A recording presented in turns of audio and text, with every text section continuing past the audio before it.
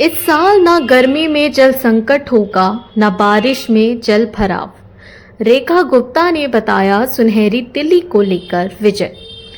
दरअसल दिल्ली के मुख्यमंत्री रेखा गुप्ता ने बताया कि इस साल गर्मी में जल संकट की समस्या नहीं होगी, साथ ही सड़कों पर जल भराव की समस्या से निजात मिलेगी। रेखा गुप्ता ने इस साल अपने समर प्लान पर बात की है कि वे इस साल क्या क्या करेंगी और क्या हैं उनकी कुछ योजनाएं। रेखा गुप्ता ने कहा कि दिल्ली में अलग अलग राज्यों से लोग आते हैं और वे चाहते हैं कि उन्हें एक विकसित राजधानी मिले। मुख्यमंत्री ने कहा कि दिल्ली के हर नागरिक की आशाओं को पूरा करना हमारी जिम्मेदारी है। रेखा गुप्ता ने कहा कि सभी बुनियादी सुविधाओं को पूरा करने के अलावा इस साल दिल्ली में गर्मी के मौसम में जल संकट नहीं होगा और बारिश में जल भराव से भी निजात मिलेगी। उन्होंने कहा कि अभी से इस पर काम शुरू हो चुका है, क्योंकि दिल्ली के लोग हर साल इन समस्याओं से जूझते हैं। वहीं दूसरी ओर बात करें, दिल्ली में सबसे ज़्यादा पोल्यूशन है। रेखा गुप्ता ने इसे लेकर भी बात की।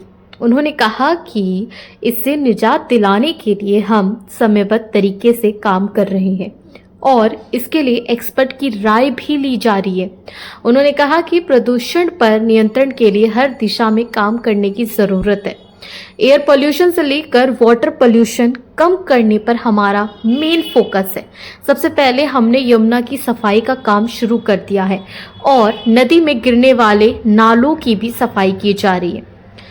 वहीं दूसरी ओर ई व्हीकल पर पराली को खत्म करने के रास्ते पर हम चल पड़े हैं, जिससे वायु प्रदूषण कम होगा।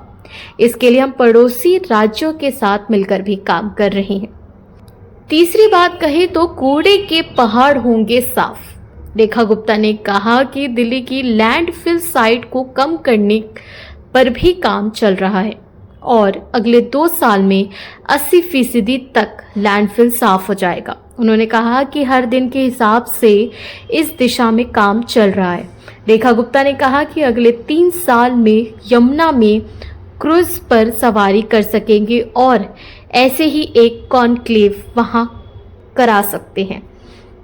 उन्होंने आगे कहा कि हम ऐसे कोई वादे नहीं कर रहे जिसके लिए बाद में माफ़ी मांगनी पड़े।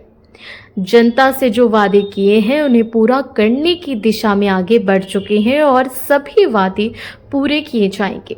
उन्होंने कहा कि सिर्फ वादे करने वाली सरकारें अब जा चुकी हैं, दिल्ली में अब काम करने वाली सरकार आई है।